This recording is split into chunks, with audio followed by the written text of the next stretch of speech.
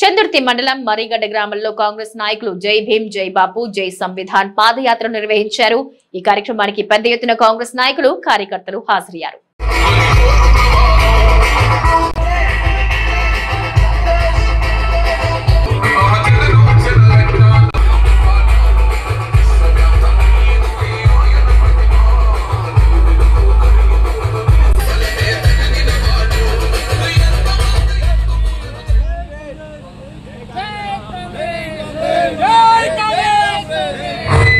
Hello hello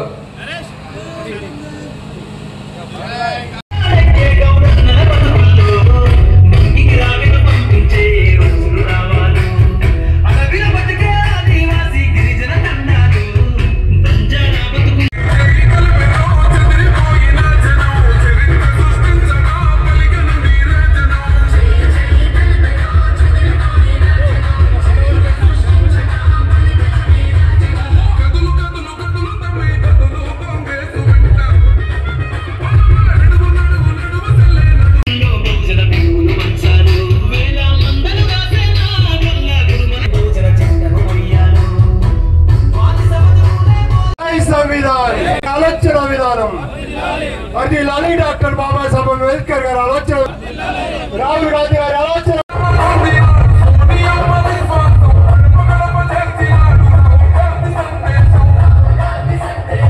జై బాబు జై భీమ్ జై సంవిధాన్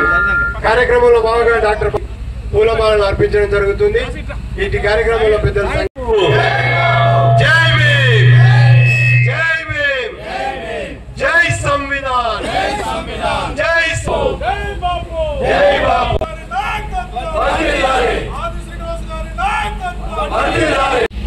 జై బాపు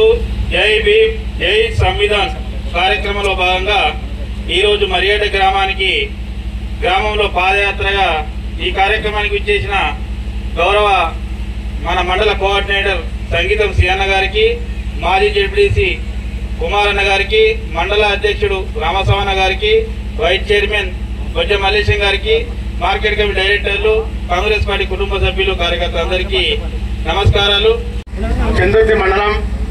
మరిగడ్డ గ్రామంలో జై భీమ్ జై బాబు జై సంవిధాన్ అనే రాజ్యాంగ పరిరక్షణ పాదయాత్రలో భాగంగా ఈ రోజు మరిగడ్డలో ప్రారంభమై ఈ యాత్ర మూడపల్లి, అనంతపల్లె, నరసింగాపూర్ గ్రామాలలో ఈ యొక్క ప్రభుత్వం చేపడుతున్నటువంటి సంక్షేమ పథకాలు, అదేవిధంగా బీజేపీ చేస్తున్నటువంటి ఏవైతే వ్యతిరేక రాజ్యాంగాన్ని మార్చడానికి చేస్తున్న కుట్రలో భాగంగా మేమంతా కూడా ప్రజలను మేల్కొల్పే విధంగా, అదేవిధంగా ప్రజలందరికీ కూడా ఈ యొక్క రేవంత్ రెడ్డి గారి 14 నెలల కాలంలో ఏవైతే కార్యక్రమాలు చేపట్టారో ఆ కార్యక్రమాలన్నింటినీ కూడా ఒక కరపత్ర రూపేణ ఇంటింటికి చేరవేస్తూ ఈ యొక్క పథకాలన్నింటినీ వివరిస్తూ ఈ యొక్క యాత్ర కొనసాగడం జరుగుతూ ఉంది. అగ్రనేత యువ నాయకులు రాహుల్ గాంధీ గారి యొక్క ఆలోచన విధానం, అఖిల భారత కాంగ్రెస్ పార్టీ అధ్యక్షులు మల్లికార్జున్ ఖర్గే గారి యొక్క ఆదేశాలు, అలాగే తెలంగాణ కాంగ్రెస్ పార్టీ రథసారథి బొమ్మ మహేష్ కుమార్ గౌడ్ గారి యొక్క ఆదేశాలు, తెలంగాణ రాష్ట్ర ముఖ్యమంత్రి డైనమిక్ లీడర్ రేవంత్ రెడ్డి గారి యొక్క ఆదేశాలు, అలాగే ఈ నియోజకవర్గ శాసనసభ్యులు ప్రభుత్వ వైపు ఆది శ్రీనివాసరావు యొక్క ఆలోచన విధానం గారి ఆదేశాలతో ఈ రోజు చందుర్తి మండలంలోని ఈ యొక్క మరిగడ్డ, మూడపల్లి, తర్వాత అనంతపల్లి, నరసింగపూర్ లో ఈ యొక్క